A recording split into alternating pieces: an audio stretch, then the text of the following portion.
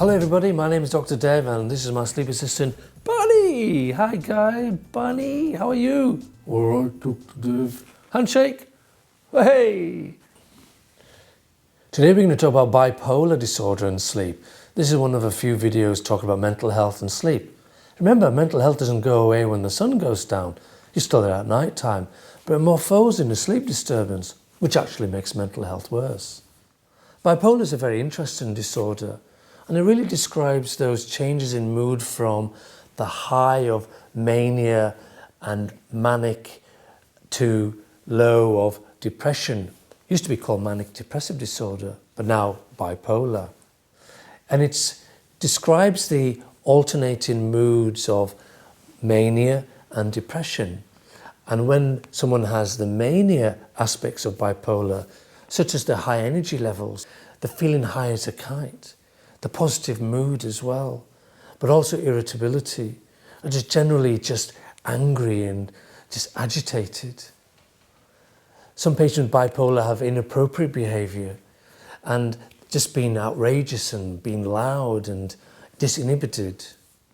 They may be highly creative, however, but many people have mystical connections with other things between events, but actually they become more disconnected and irrational with their behaviour.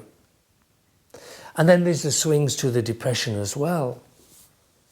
And as a result of this manic or mania and a slightly intense mania called hypomania with depression, the mood swings can be very variable and clearly has a major impact on the well-being of the individual, not just personally, but also family and work. Bipolar disorder can be defined as bipolar 1, which is mainly the mania, or bipolar 2, which is slightly less intense mania or hypomania, but with depression as well. Generally, it's quite a chronic condition and might start as a teenager or in the early 20s. So certainly seeking help at an early stage is extremely important. But the impact on sleep is particularly noticeable, particularly if they have that agitation and hyperarousal and that cortisol and flight, fright and flight, the difficulty in getting to sleep, difficulty in staying asleep, almost staying awake all night, clearly exhausting and clearly will lead to further mental health issues.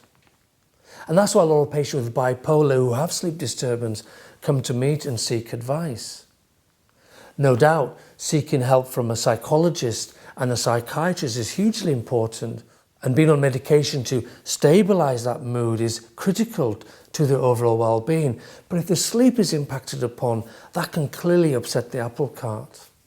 Now, many patients have tried medication for sleep, such as melatonin and benzodiazepines, such as diazepam, nitrazepam, temazepam, but apart from being hypnotic and sedative, it doesn't really help that busy brain and the flight, fright and flight.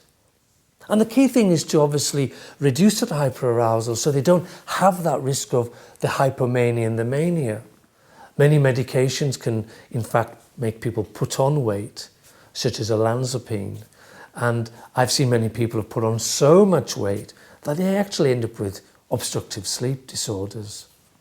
One thing that I've found has been quite helpful in such individuals with that hyperarousal state has been CBD oil or cannabidiol.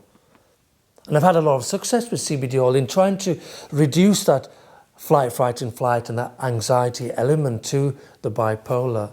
And there's research coming out slowly that's showing that it might well help reduce that mania and help to reduce those flare-ups of bipolar.